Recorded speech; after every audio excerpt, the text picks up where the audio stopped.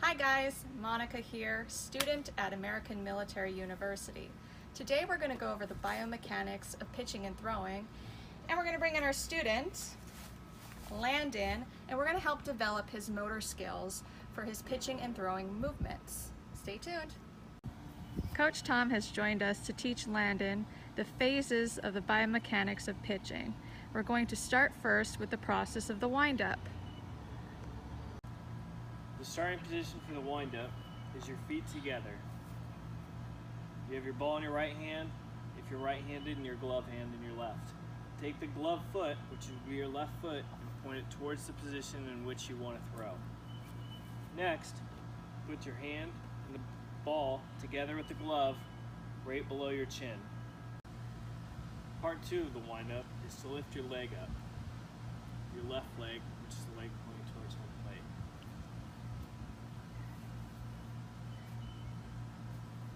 Why don't you come over here and try it.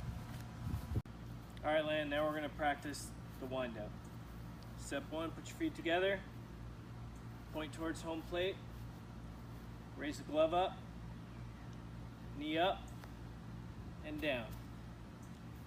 Put your feet together, point towards home plate, knee up, and down. Great job. Once completed the wind-up phase, we move into our stride partnered with arm cocking, as Coach Tom will now demonstrate. All right, Landon, when we last left off, we had our knee raised just like this. So where the stride and arm cocking come in is from this position.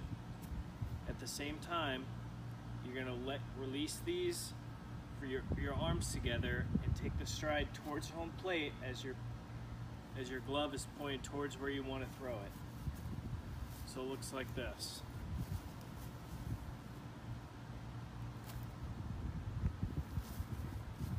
Let's try it out.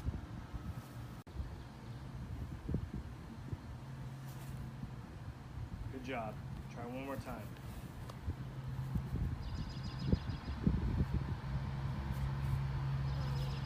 Okay, really try to get that leg out front when you're taking your stride. From here, step out towards home plate. There you go.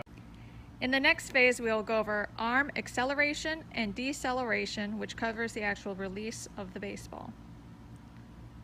All right, Landon. When we last left off, we had our stride forward and our arm back. The point of acceleration is when your arm cocks back all the way through to the release of the ball. Once the ball is released, it's deceleration.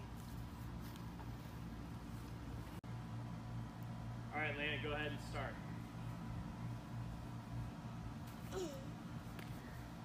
Go ahead and try another one.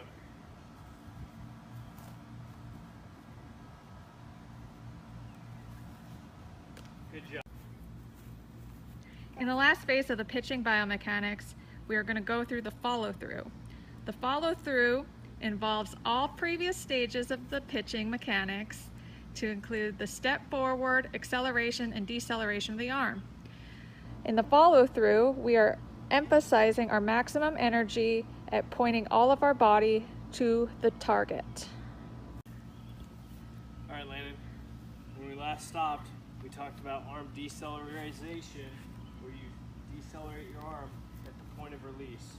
It's important that after that you follow through, which involves the arm following through, pointing to your target, and your transfer of energy from here all the way through your pitching motion. So I'm going to demonstrate that 2 times for you.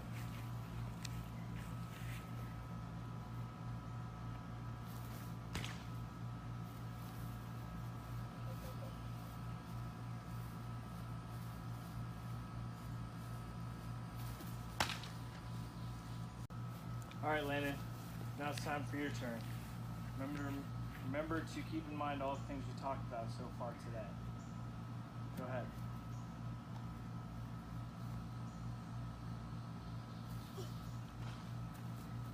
Okay, good. Pick up another ball. Remember when you're at that point of deceleration, pull all the way through your target.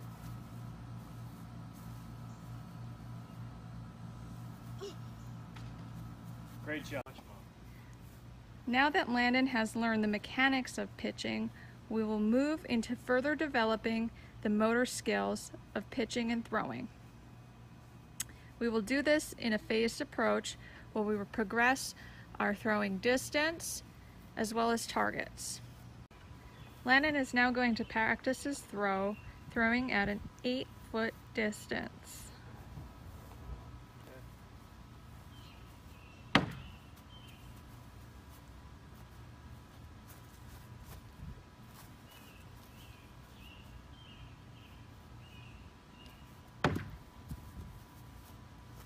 We're using a rubber tennis ball and a fence in the backyard so where we can practice the repetitive motions of throwing. Okay, a little lower.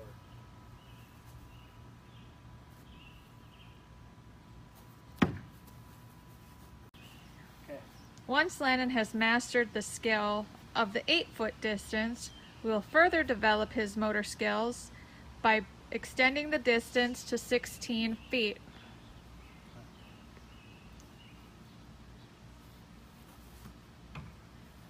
Pick it up. Hurry up. There you go. There you go. Good follow through. There you go. Landon will continue to practice these skills at the various distances to further develop his throwing arm. High leg kick. There you go. Alright. Okay, take your time. Stop. Slow down. Put your feet together. Turn your foot. There you go. Alright, now let's see it. Good job. Coach Tom and Landon are now using another drill to develop motor skills of throwing. In this drill, they're using the buddy system where they're playing catch with each other. And remember to follow through, okay? As they're playing catch, they're working on the mechanics of pitching. And Coach Tom is assessing Landon throughout each motion, providing input and feedback as he pitches. Follow through, okay?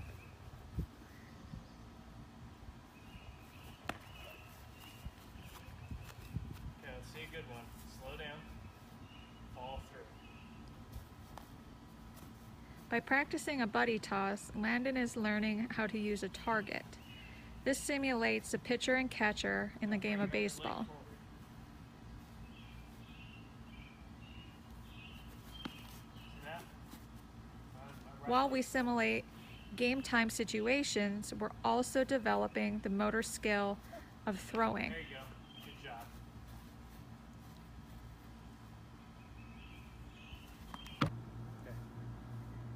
In our last drill, Landon will practice throwing at a target. Today we are using the skills trainer, and Landon is aiming at hole number 3, which simulates the catcher. Landon will practice his throw at various distances, building his way up to the 46-foot distance that is used in Little League pitching. As Landon practices his aim, he will work on his pitching mechanics.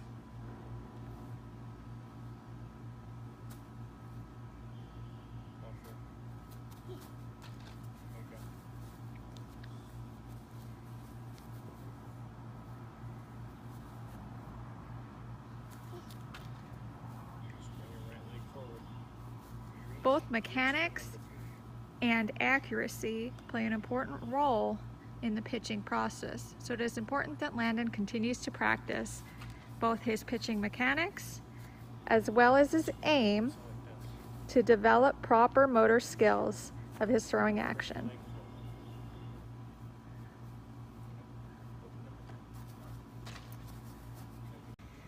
Remember, motor skills are essential in order to enhance our motor abilities.